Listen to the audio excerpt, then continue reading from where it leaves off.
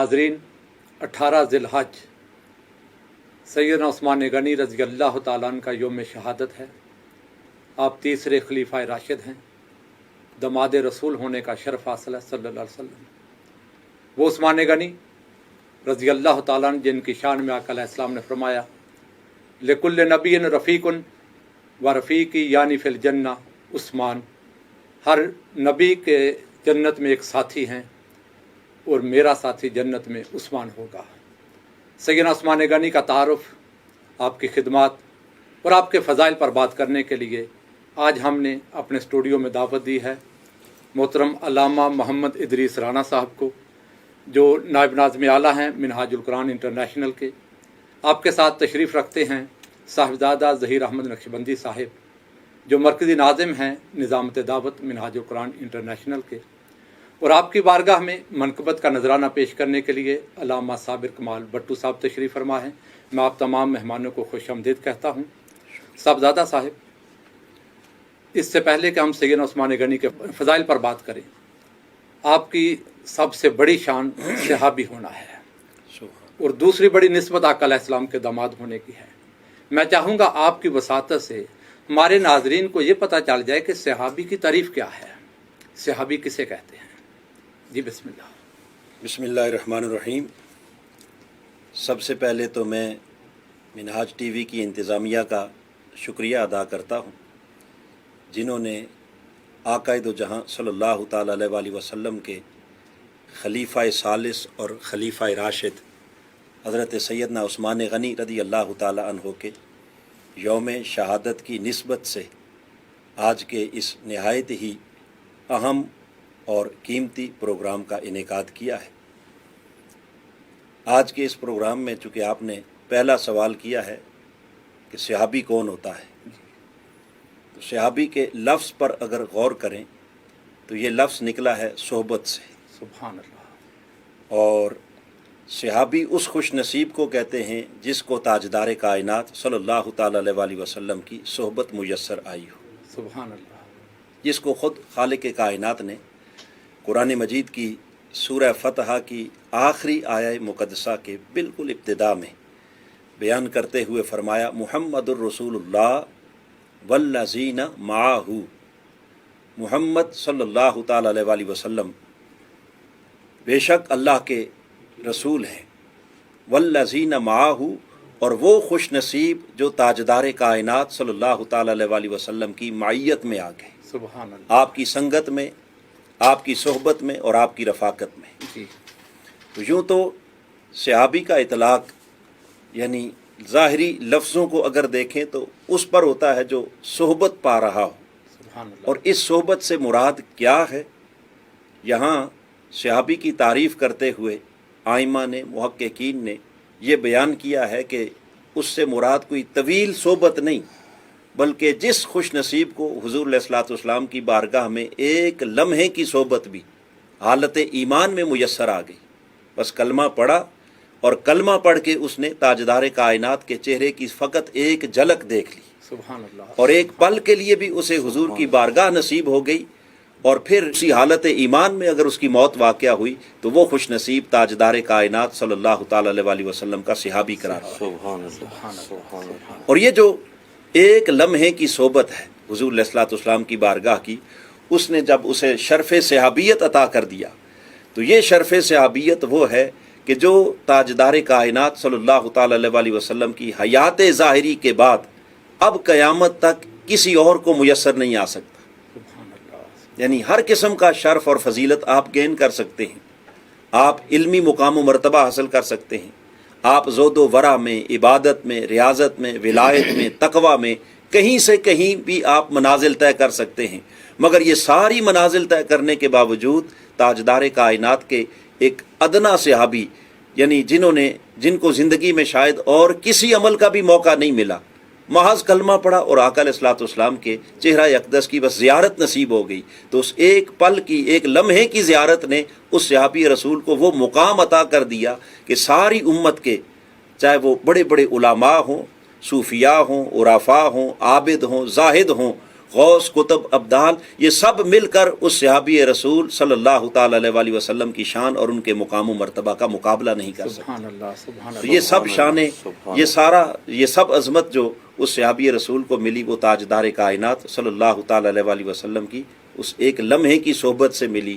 اور اسی صحبت کی نسبت آقا علیہ السلام نے فرمایا اصحابی کن نجوم، میری اس صحبت نے اس صحبت پانے والوں کو ایک روشن ستارہ بنا دیا. سبحان اللہ. بِأَيِّهِمْ اقتدیتم اہتدیتم، پس ان میں سے جس کی بھی اقتدا کرو گے ہدایت پا جاؤ گے. سبحان اللہ. تو جہاں صاحب اگر آپ کی بات کو میں سمیٹوں تو جس نے حالت ایمان میں کلمہ پڑھتے ہوئے آقا علیہ السلام کی زیارت کر لی اور پھر اسی ایمان پر اسے موت آئی تو ہم اس کو صحابی کہیں گے.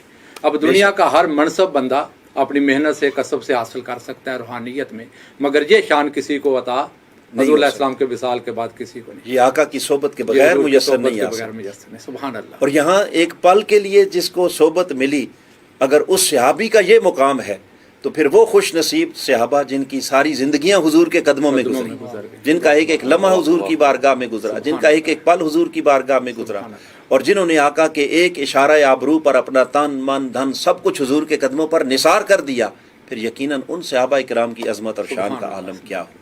رانا صاحب، منہاج القرآن نے اس زمانے اور اس صدی میں امت کی فکری رہنمائی کی ہے. میں چاہوں گا اس نشست سے بھی لوگوں کو فکری رہنمائی مل جائے. بہت سارے عقائد کی اصلاح کی ضرورت ہے. سیدنا عثمان غنی رضی اللہ تعالیٰ عنہ کے فضائل پر بات ہو رہی ہے. ہم آج اس کی نشست میں اپنی عقیدتوں کا خراج ان کو پیش کریں گے. وہیں میں چاہتا ہوں کچھ لوگوں کو فکری رہنمائی بھی ملے. آقا علیہ السلام کی بارگاہ میں ایک جنازہ آتا ہے کہ یا رسول اللہ نماز جنازہ پڑھائیے. حضور علیہ السلام نے فرمایا لے جاؤ، میں اس کی جنازہ نہیں پڑھوں گا. عرض کیا یا رسول اللہ آپ نے تو کبھی کسی کے ساتھ ایسا نہیں کیا، اور میں اس لیے اس کے جنازہ میں شرکت نہیں کروں گا، یہ عثمان کے بارے میں بغض رکھتا ہے. اگر کسی کے دل میں حضور کے غلام کے بارے میں سیدنا عثمان غنی کے بارے میں بغض ہو، حضور اس کا جنازہ نہیں پڑھتے. اور آج ہم دنیا میں دیکھتے ہیں سنتے ہیں، بڑا دکھ ہوتا ہے، دل کو تکلیف پہنچتی ہے کہ بہت ساری زبانیں خلفائے راشدین کے خلاف کھلتی ہیں، بالخصوص شیخین کے بارے میں، سیدنا ابوبکر عمر کے بارے میں رضوان اللہ علیہ مجمعین. کیا کہیں گے آپ اس بارے میں؟ بسم اللہ الرحمن الرحیم. ران صاحب آپ نے بہت اچھا سوال کیا ہے. اس بات میں کوئی شک نہیں ہے کہ ہماری بدقسمتی ہے کہ جس دور سے ہم گزر رہے ہیں، لا علمی کی وجہ سے، جہالت کی وجہ سے بعض ایسے اعمال اور بعض ایسے اقوال بعض لوگوں کی زبانوں سے نکلتے ہیں جی کہ سچی بات ہے کہ ایک عام انسان سن کر وہ کانپ اٹھتا ہے. جہاں تک ان جلیل القدر ہستیوں کا تعلق ہے تو یہ بات پیش نظر رہنی چاہیے کہ ان کا مقام و مرتبہ تو جیسے صاحبزادہ صاحب نے بیان کی کہ تاجدار کائنات صلی اللہ علیہ وسلم کا جس شخص کو شرف صحابیت مل گیا، سبحان اللہ صحابی ہونے کا جسے شرف مل گیا، سبحان اللہ. اور وہ شرف بھی اتنا کہ جس نے ایک لمحے کے لیے بھی تک لیا، واہ اب قیامت تک کوئی بڑے سے بڑا بھی آ جائے تو اس میرے آقا کے ادنا سے صحابی کا مقابلہ بھی نہیں کر سکتا. سبحان اللہ سبحان اور ادنا بھی صرف اس بات کی وضاحت کے لیے کہہ رہا ہوں، ورنہ میرے آقا کا کوئی صحابی بھی ادنا اللہ نہیں ہے. وہ ہر صحابی ایک سے بڑھ کر ایک ہے. سبحان اللہ. یعنی جس نے ایک لمحے کے لیے بھی تکا، اس کے بعد کوئی عمل کرنے کی فرصت ملی یا نہ ملی، تو چہ جائے کہ یہ ہستیاں، اور یہ ہستیاں تو وہ ہیں کہ جن ہستیوں کے ایمان کو اللہ رب العزت نے اور خود تاجدار کائنات صلی اللہ علیہ وسلم نے قیامت تک آنے والی انسانیت کے لیے ایک ماڈل اور نمونہ بنا کر پیش کیا. سبحان اللہ سبحان اللہ. اب دیکھیں نا، پچھلے دنوں حضور شیخ الاسلام ایک موضوع پر گفتگو کر رہے تھے جس میں آپ نے یہ بات کی کہ انسان 3 قسم کے ہوتے ہیں. جی کچھ لوگ وہ ہیں جو ہدایت لینے والے ہوتے ہیں، واہ واہ. کچھ وہ ہوتے ہیں جو ہدایت دینے والے ہوتے ہیں، سبحان اللہ. اور کچھ ہستیاں ایسی ہوتی ہیں کہ جن پر اللہ کا وہ کرم ہوتا ہے کہ جن راستوں پر ان کے قدموں کے نشان لگ جائیں، اللہ ان کے قدموں کے نشانوں والی جگہ کو بھی خود ہدایت بنا واہ دیتا واہ واہ واہ. سبحان اللہ. ہے. وہ ہدایت کی راہیں بنتی چلی جاتی ہیں، جس راستے پہ ان کے قدم لگ جائیں آپ وہ دیکھیں، جگہ بھی ہدایت والی بن جاتی ہے. ہدایت والی بن سبحان جاتی اللہ. ہے. اور حضور شیخ الاسلام نے اس پر جو استدلال کیا وہ سورہ فاتحہ کے معروف کلمات تھی. جی ہم اللہ کی بارگاہ میں عرض کرتے ہیں اہدنا الصراط المستقیم، مولا ہمیں صراط مستقیم کی ہدایت عطا فرما. سبحان اللہ. اب کون سا صراط مستقیم؟ جی. نہیں فرمایا کہ وہ قرآن کی راہ ہے، ٹھیک. حالانکہ قرآن کی راہ وہ صراط مستقیم ہی ہے. صحیح بات. نہیں فرمایا کہ یہ رسول کی راہ ہے، حالانکہ رسول کی راہ ہی صراط مستقیم ہے. سبحان اللہ. مگر یہاں پر جو خاص کلمات استعمال کیے، فرمایا صراط الذین انعمت علیہم، ان لوگوں کی راہ جن پر اے اللہ تو نے انعام کیا. سبحان اللہ. تو گویا کچھ اللہ کے ایسے انعام یافتہ بندے ہوتے ہیں کہ جن کی راہیں خود صراط مستقیم بن جاتی ہیں، واہ واہ واہ. جن کی راہیں خود ہدایت کی راہ بن جاتی ہیں. تو جن ہستیوں کی بات آج ہم کر رہے ہیں، بالخصوص میرے آقا کے جلیل القدر صحابہ کرام رضوان اللہ علیہم اجمعین، تو میں نے ایک جملہ عرض کیا کہ یہ وہ ہستیاں ہیں کہ جن کے ایمان کو خود تاجدار کائنات صلی اللہ علیہ وسلم نے، اور پھر ان سے بڑھ کر خود اللہ نے قیامت تک آنے والی انسانیت کے لیے ایک ماڈل اور نمونہ بنا کر پیش کیا. سبحان اللہ. سورہ بقرہ کو کبھی پڑھیں، جہاں منافقین کی علامات کا ذکر ہوا، بالکل ابتدا ہے سورہ بقرہ کی. تو منافقین کی علامات بیان کرتے کرتے باری تعالیٰ نے ایک مقام پر فرمایا وَإِذَا قِيلَ لَهُمْ، کہ جب ان منافقوں سے کہا جاتا ہے آمنو، کہ ایمان لاؤ، کما آمن الناس، جس طرح یہ لوگ ایمان لائے، قالو انؤمن کما آمن السفہاء، تو وہ منافق بدبخت آگے سے کہتے ہیں کہ معاذ اللہ، کیا ہم بھی اسی طرح ایمان لائیں جیسے یہ بیوقوف لوگ ایمان لائے. الا انہم هم السفہاء واہ واہ. ولکن لا یعلمون. باری تعالیٰ نے مہر تصدیق ثبت کر دی اور کلمہ تنبیہ ہے، خبردار کیا جا رہا ہے. فرمایا آگاہ ہو جاؤ، حقیقت میں سفی اور بیوقوف یہی منافق ہے. ولکن لا یعلمون، لیکن ان کو اپنی اس بیوقوفی کی خبر نہیں. اب بظاہر تو اس آیت کریمہ میں منافقین کی علامت کا ذکر ہوا ہے کہ ان کا طرز عمل کیا تھا، مگر اس کے اندر جو ایک بات ہے وہ بڑی اہم ہے، جو آپ کے سوال سے ریلیٹ ہے. جی. قرآن اس بات کو بیان کر رہا ہے کہ وہ منافق جو مدینہ میں جن کا ظہور ہوا اور وہاں وہ پیدا ہوئے، جو اوپر سے کلمہ پڑھتے تھے مگر دل سے ماننے کے لیے تیار نہیں تھے. وہ نمازیں بھی پڑھتے، صفوں میں بھی شریک ہوتے، جیسے کوئی فائدے کی بات ہوتی تو آگے آگے ہو جاتے، کوئی مشکل مرحلہ آتا، جہاد میں جانے کی بات ہوتی تو وہ بہانے بنا کے کھسک جاتے. ان کی بات کرتے ہوئے قرآن کہتا ہے وَإِذَا قِيلَ لَهُمْ، جب ان سے کہا جاتا. پہلے تعین کرنے کی ضرورت ہے کہ یہ جو ہے کہ جب ان سے کہا جاتا تو کوئی ہستی کہنے والی بھی ہوگی. سبحان اللہ. تو وہ کہنے والے کون تھے؟ وہ یقیناً اللہ کے رسول صلی اللہ علیہ وسلم ہوں گے. میرے آقا ان سے فرماتے، اور کیا فرماتے؟ آمنو کما آمن الناس، کہ اے منافقو، اگر تم نے بھی ایمان لانا ہے تو ایمان اس طرح لاؤ جس طرح یہ لوگ ایمان لائے. سبحان اللہ. اب یہاں پر آنا صاحب ایک بڑی قابل غور بات ہے، اور ذرا ایک لمحے کے لیے رک کر سوچیں کہ جب تاجدار کائنات صلی اللہ علیہ وسلم ان منافقوں سے یہ کہتے ہوں گے کہ بھئی ایمان لاؤ جس طرح یہ لوگ ایمان لائے، تو یقیناً کچھ ہستیاں تو ہوں گی نا جن کی طرف میرے آقا اشارہ کر کے فرماتے ہوں گے. واہ واہ. جو ماڈل ہے، جو ماڈل ہیں، سبحان اللہ. جو منافقوں سے کہا جاتا ہوگا کہ منافقوں ایمان لانا ہو تو ویسے لاؤ جیسے یہ ہستیاں ایمان لائی ہیں. تو ذرا ایک لمحے کے لیے سوچیں وہ کون خوش نصیب ہوں گے. واہ واہ. میری سمجھ میں تو اس سے ہٹ کر اور کچھ نہیں آتا کہ جن کی طرف میرے آقا اشارہ کرتے ہوں گے وہ کہیں سیدنا صدیق اکبر رضی اللہ تعالیٰ عنہ سبحان ہوں گے، اللہ. سبحان کہیں عمر فاروق رضی اللہ تعالیٰ عنہ ہوں گے، کہیں سیدنا عثمان غنی رضی اللہ تعالیٰ عنہ ہوں گے، کہیں مولا کائنات علی شیر خدا رضی اللہ تعالیٰ عنہ ہوں گے، کہیں بلال حبشی ہوں گے، کہیں سلمان فارسی ہوں گے، کہیں زید بن حارثہ ہوں گے. یہ وہ خوش نصیب ہوں گے جن کی طرف آقا اشارہ کر کے فرماتے ہوں گے کہ منافقوں ایمان لانا ہے تو ایسے لاؤ جیسے ابو بکر و عمر اور عثمان و علی ایمان لائے. سبحان اللہ. سبحان تو ذرا ایک لمحے کے لیے سوچیں کہ جن ہستیوں کے ایمان کو اللہ کا رسول ایک ماڈل اور نمونہ بنا کر پیش کر رہا ہے، ذرا سوچیں ان کے ایمان کی عظمتوں کا عالم کیا ہوگا، سبحان اللہ. سبحان اللہ. ان کی شان کیا ہوگی. ان کی تو بڑی خدمات ہے رانا صاحب، بڑا اور مشکل اگلی بات رانا صاحب اس سے بھی اہم یہ ہے کہ یہ تو ہے کہ تاجدار کائنات صلی اللہ علیہ وسلم ان کے سامنے ایک ماڈل اور نمونہ بنا کر پیش کر دی. اب یہ بات وہاں تک نہیں رکتی، پھر اس واقعے کو قرآن نے ہمیشہ کے لیے اپنے اندر محفوظ کر لیا. سبحان اللہ. اب یہ اللہ کا قرآن ہے قرآن ہے. اور قیامت تک کے لیے اور اس کے بعد تک بھی یہ قرآن کا حصہ ہے. ٹھیک بات ہے.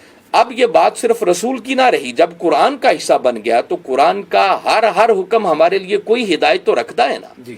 باری تعالیٰ نے جب اس کو قرآن کا حصہ بنا دیا تو اس کا ایک فائدہ یہ ہے کہ اب باری تعالیٰ اس واقعے کو قرآن کا حصہ بنا کر قیامت تک آنے والے اور کلمہ پڑھنے والے لوگوں کو مخاطب کر کے یہ فرمانا چاہ رہے ہیں کہ کلمہ پڑھ کے دائرہ ایمان میں آنے والوں، اگر تم بھی ایمان لانا چاہتے ہو تو تمہارے ایمان کے لیے بھی ماڈل اور نمونہ اگر کوئی ہستیاں ہیں تو وہ ابو بکر و عمر عثمان و علی رضوان اللہ علیہم اجمعین ہیں۔ تو ذرا سوچیں، جن ہستیوں کے ایمان کو اللہ اور اس کا رسول ایک ماڈل اور نمونہ بنا کر پیش کر رہے ہیں، ان ہستیوں کے ایمان کی عظمتوں کا عالم کیا ہوگا۔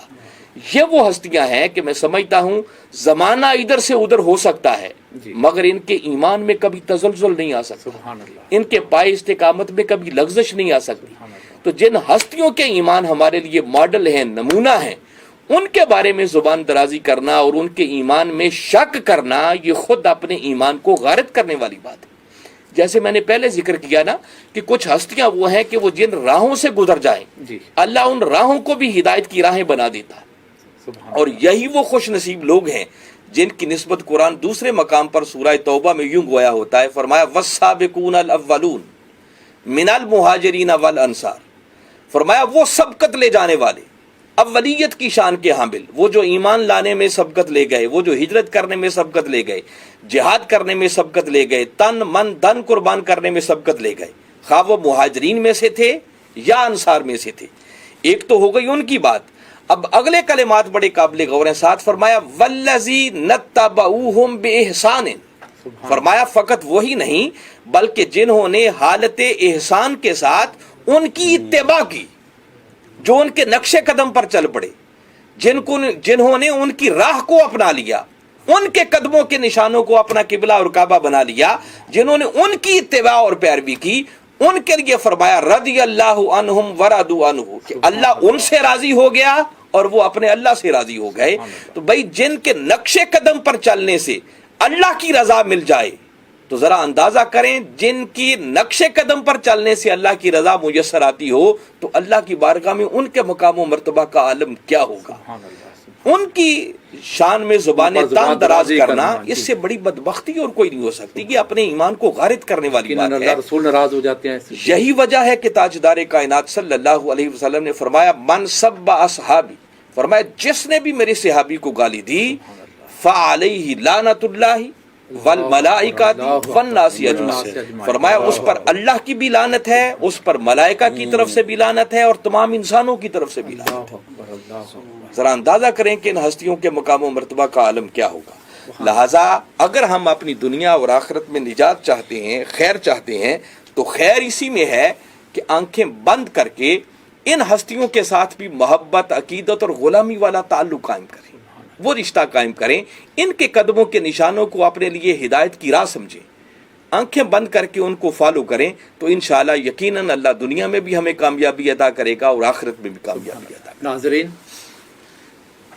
آج کی اس نشست کا یہ پیغام اپنے ذہنوں میں محفوظ کر لیجئے کہ جو خلفائے راشدین یا حضور علیہ الصلوۃ والسلام کے کسی بھی صحابی کے بارے میں اپنے دل میں ملال رکھے اور اس ملال کا اظہار زبان درازی کی شکل میں کرے یا ان کی شان میں نازیبا کلمات کہے، تو آقا علیہ السلام نے فرمایا اس پر اللہ کی لعنت، فرشتوں کی لعنت اور جمیع انسانیت کی لعنت۔ صحابہ اکرام کی شان میں بے ادبی کرنا یا ان پر زبان درازی کرنا، اس سے نہ صرف اللہ رسول ناراض ہوتے ہیں بلکہ انسان اپنے ایمان کو بھی برباد کر بیٹھتا ہے۔ ناظرین، آپ جانتے ہیں ہماری نشستوں میں آپ کی سماعتوں کی نظر کلام بھی کیا جاتا ہے۔ آج کی اس نشست میں آپ کی سماعتوں کی نظر علامہ صابر کمال بھٹو صاحب خوبصورت کلام پیش کرتے ہوئے۔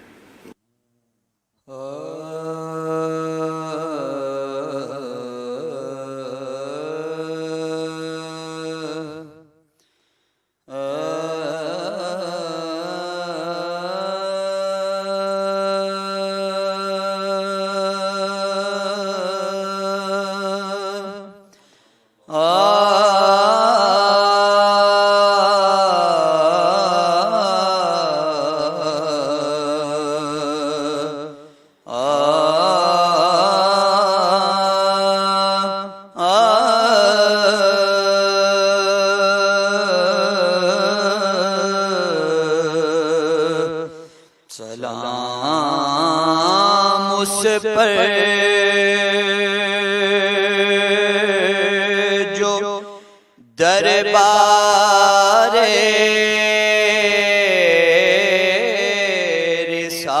رسالت میں غنی ٹھہرا،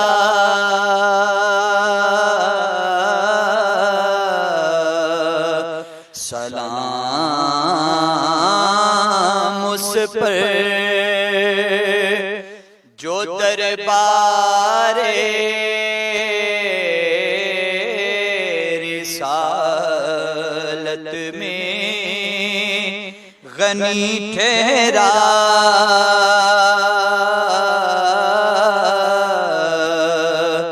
خدا کی راہ میں ایثار جس کا گفتنی ٹھہرا،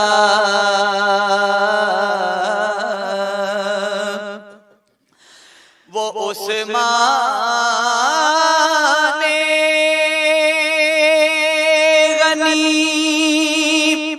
خوب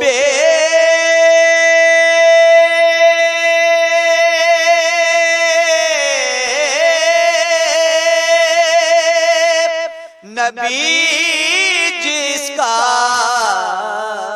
وظیفہ ہے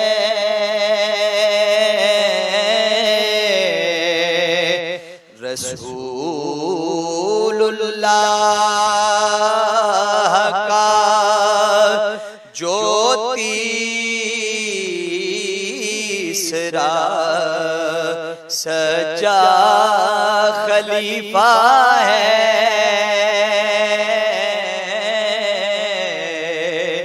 اور سلام اسے پر کہ جس نے سب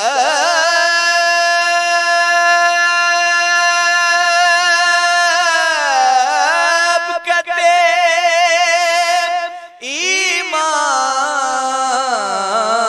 ایمان بھی پائی ہے،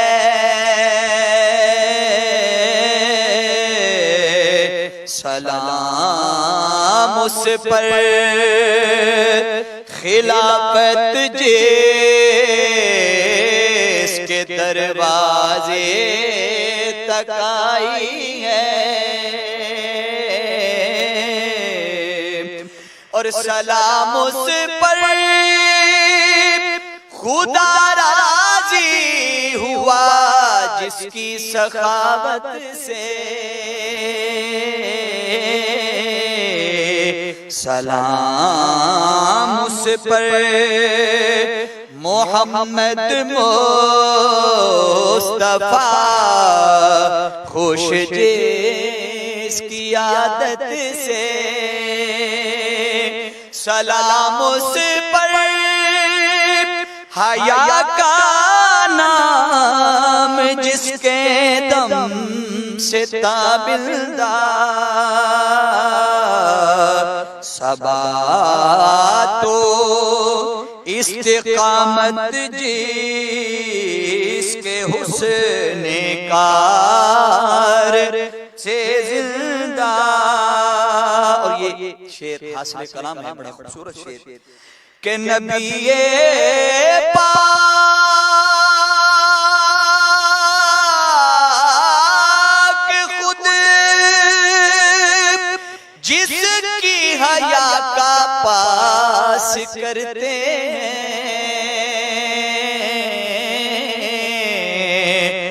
نبی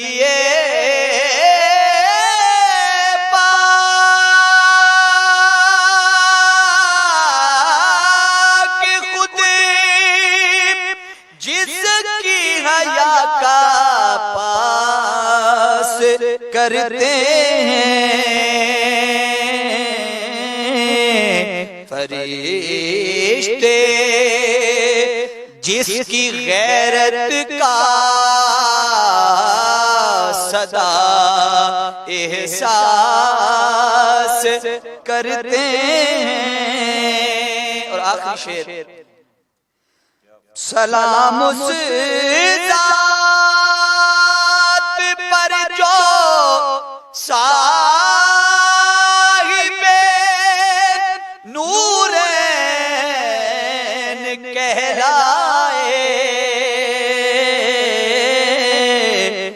نبی کی دختران پاک کو جو عقد میں لائے، سلام اس پر جو دربار رسالت میں غنی ٹھہرا۔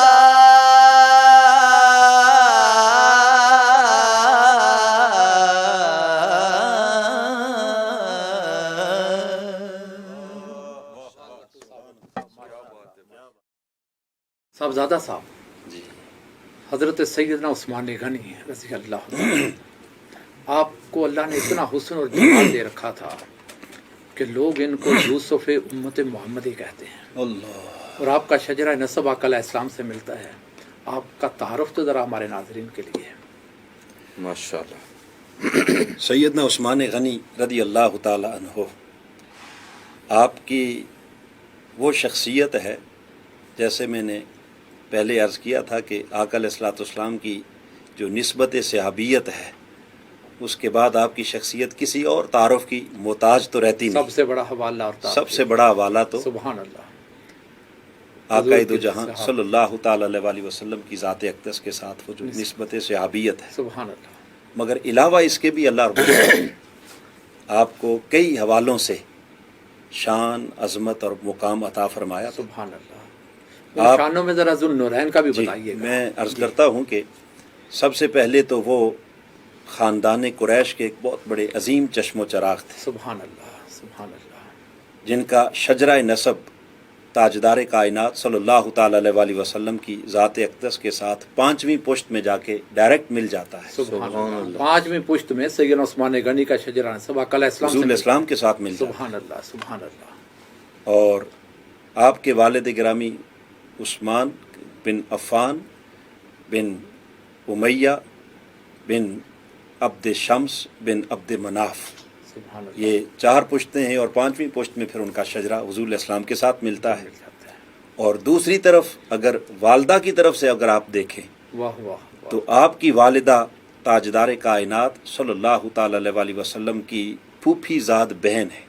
واہ واہ واہ، یعنی آپ کی والد والدہ گرامی کی حضور- طرف سے بھی حضور سے ملتے حضور ہیں، سے ملتے ہیں، اور والدہ کی طرف سے بھی آقا والدہ علیہ کی السلام طرف سے بھی وہ آقا علیہ الصلوۃ والسلام جی، کی والدہ کی طرف سے تو بڑا قریب کا رشتہ ہو گیا ماشاء پھوپھی اللہ۔ زاد بہن کزن ہے حضور علیہ الصلوۃ والسلام کی۔ سبحان اللہ، سبحان اللہ، حضرت عبد المطلب کی نواسی، حضرت ام بیدہ کی بیٹی، جی حضرت سیدنا عثمان غنی رضی اللہ تعالی عنہ کی والدہ محترمہ، تو گویا اس رشتے کے اعتبار سے وہ حضور علیہ الصلوۃ والسلام کے بھانجے ہوئے۔ بھانجے ہو گیا آقا علیہ السلام کے، سبحان اللہ۔ یہ حضور علیہ الصلوۃ والسلام کے ساتھ ان کی خاندانی اور خونی قرابت اور رشتہ ہے۔ پھر حسن کیوں نہ ہوتا آقا علیہ السلام کے خاندان سے۔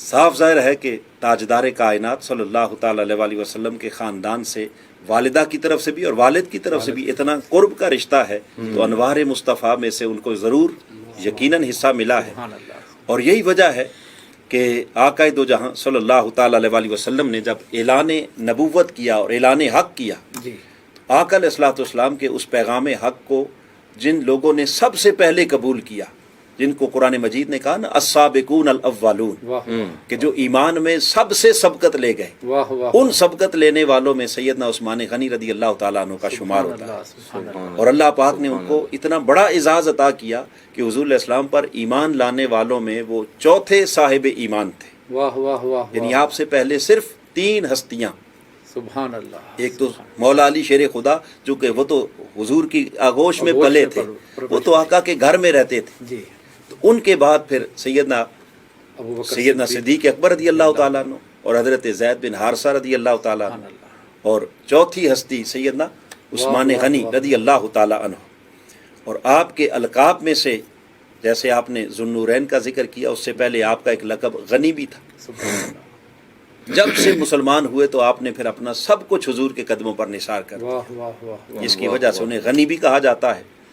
اور دوسرا اہم لقب ذوالنورین، واہ واہ واہ واہ، ذوالنورین کا لقب ان کو اس وجہ سے عطا کیا گیا کہ حضور علیہ الصلوۃ والسلام کی 2 شہزادیاں سبحان اللہ یکے بعد دیگر حضرت سیدنا عثمان غنی رضی اللہ تعالیٰ عنہ کے عقد میں آئیں، اللہ اکبر اللہ اور آقا علیہ الصلوۃ والسلام کی ان دو شہزادیوں کی اس نسبت کی وجہ سے اب صاف ظاہر ہے کہ وہ دو نور تھے جو حضرت سیدنا عثمان غنی کو میسر آئے. واہ واہ واہ اور یہاں یہ بات بھی قابل دھیان ہے ہمارے ناظرین کے لیے کہ اگر حضور کی دو شہزادیوں کی نسبت نے عثمان کو ذو النورین بنا دیا واہ واہ تو جس آقا کی نسبت کی وجہ سے وہ شہزادیاں نور بنی، اس مصطفیٰ کے اپنی نورانیت کا عالم کیا ہو، سبحان اللہ جن کو خالق کائنات نے سراج منیر کے لقب سے تعبیر فرمایا.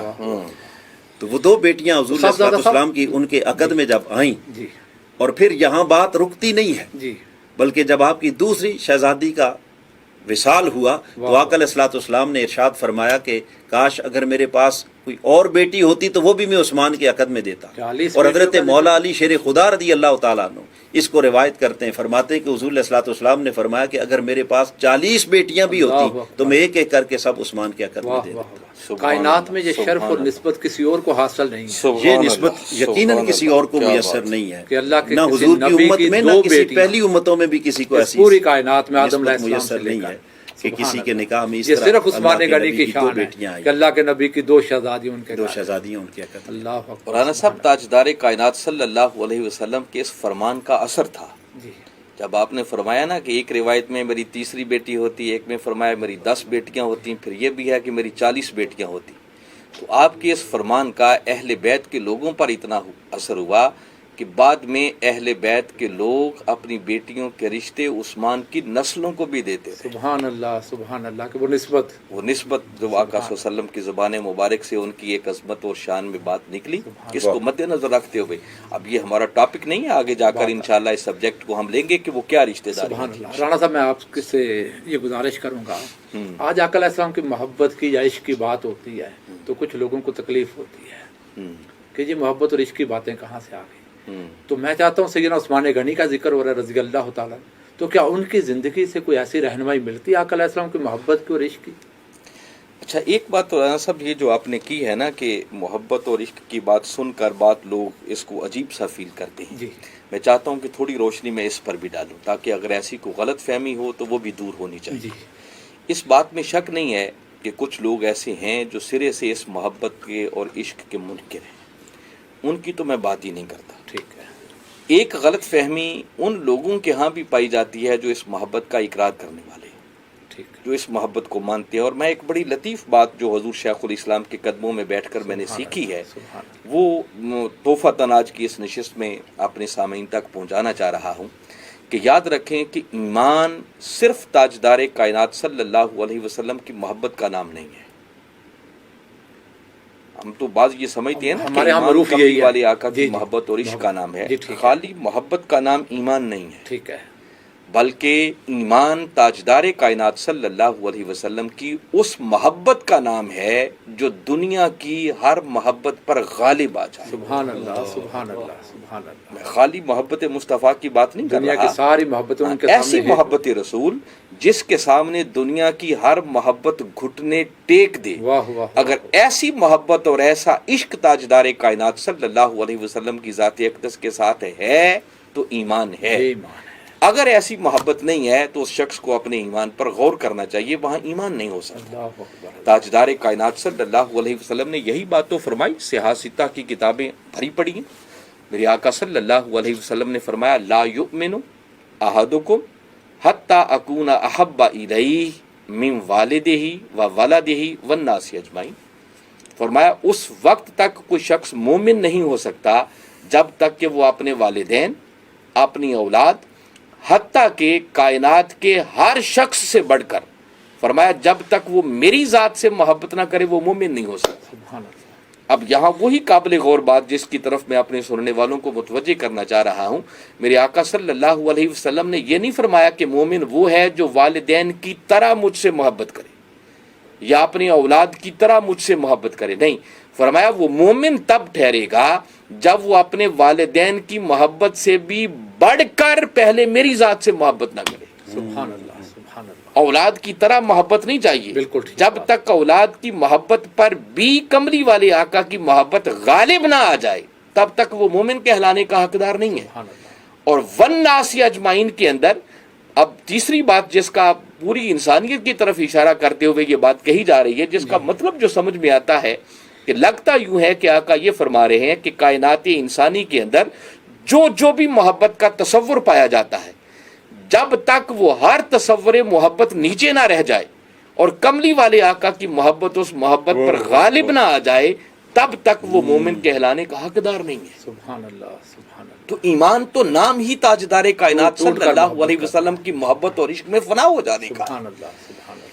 تو جو شخص سرے سے اس محبت کا انکار کر دے، اس کی حالت پر ترس آتا ہے کہ اس بیچارے کو حقیقت کی ابھی خبر ہی نہیں ہے، تو اس محبت کے بغیر چارہ نہیں ہے۔ سبحان اللہ۔ تو ذرا ایک لمحے کے لیے سوچیں، جب اس محبت کے بغیر چارہ نہیں ہے تو پھر وہ لوگ جنہوں نے خود تاجدار کائنات صلی اللہ علیہ وسلم کو اپنی آنکھوں سے تکا ہوگا، ان کی صحبت میں بیٹھے ہوں گے، ان کی زبان مبارک سے یہ ارشادات سنے ہوں گے، صبح و شام آپ کی مجلس میں بیٹھ کر ان کو صحبتیں میسر ہوں گی، آپ کے معجزات جنہوں نے دیکھے ہوں گے، تو ذرا چشم تصور میں لائیں ان کی محبتوں اور جان نثاریوں کا عالم کیا ہوگا۔ سبحان اللہ۔ اور انہی میں سے سیدنا عثمان غنی رضی اللہ تعالیٰ عنہ ہے۔ میں صرف ایک ایمان افروز بات بتاتا ہوں جس سے آپ اندازہ کر سکتے ہیں کہ ان کا تاجدار کائنات صلی اللہ علیہ وسلم کی ذات اقدس کے ساتھ محبت اور عشق کا والہانہ کیسا تعلق ہے۔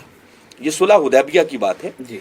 کہ 1500 یا 1700 صحابہ کرام رضوان اللہ علیہم اجمعین جو میرے آقا کے ساتھ جا رہے تھے، حدیبیہ کے مقام پر آپ لوگوں نے پڑاؤ کیا، جی۔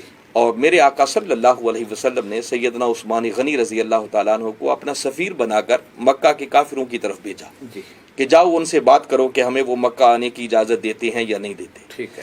قربان جائیں سیدنا عثمان غنی رضی اللہ تعالیٰ عنہ کی اس عظمت اور شان پر بھی کہ جن کو آقا نے اپنی سفارت کے لیے نمائندہ مصطفیٰ بن کے جا رہے ہیں۔ یہ ایک الگ اعزاز تھا۔ سبحان گئے، مکہ کے کافروں سے بات چیت ہوئی اور انہوں نے صاف انکار کر دیا کہ عثمان اس مرتبہ بھی تمہارے نبی کو اور عمرے کے لیے آنے کی اجازت نہیں ہے۔ ٹھیک ہے۔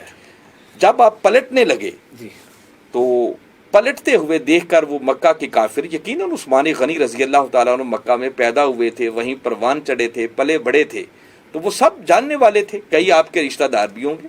جب آپ واپس آنے لگے تو آواز دے کے کہنے لگے کہ عثمان تمہارے نبی کو تو اجازت نہیں ہے، تم آئے کھڑے ہو، کعبہ تمہاری نظروں کے سامنے ہے، 6 سال بیت گئے، تم لوگوں نے کبھی اس گھر کا طواف نہیں کیا، تم اگر طواف کرنا چاہو تو کر سکتے ہو۔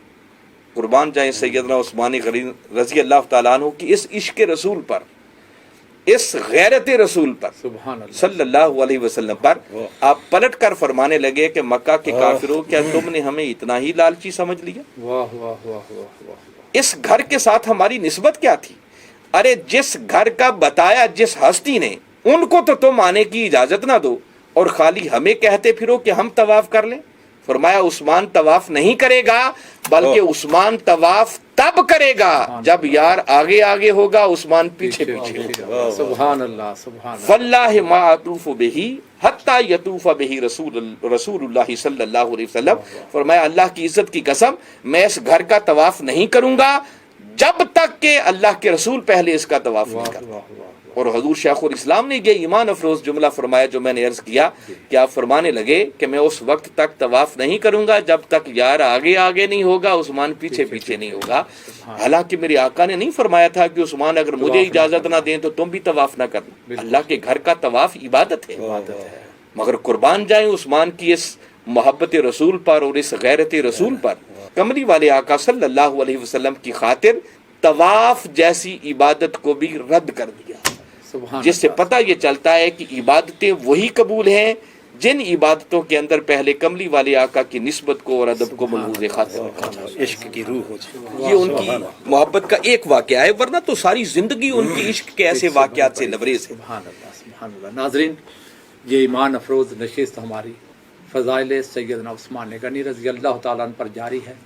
آج کی نشست کو اس مقام پر روکتے ہوئے انشاءاللہ آپ کے تو محاسن، فضائل اتنے زیادہ ہیں کہ ایک نشست میں احاطہ نہیں کیا جا سکتا۔ آپ کی بارگاہ میں عقیدتوں کا خراج پیش کرنے کے لیے انشاءاللہ ہم ایک اور نشست کا انعقاد کریں گے۔ اللہ تعالی ہمارا حامی و ناصر ہو اور آپ کے درجات بلند فرمائے اور آپ کی خدمات کے صدقے حضور کی امت سے درگزر فرمائے۔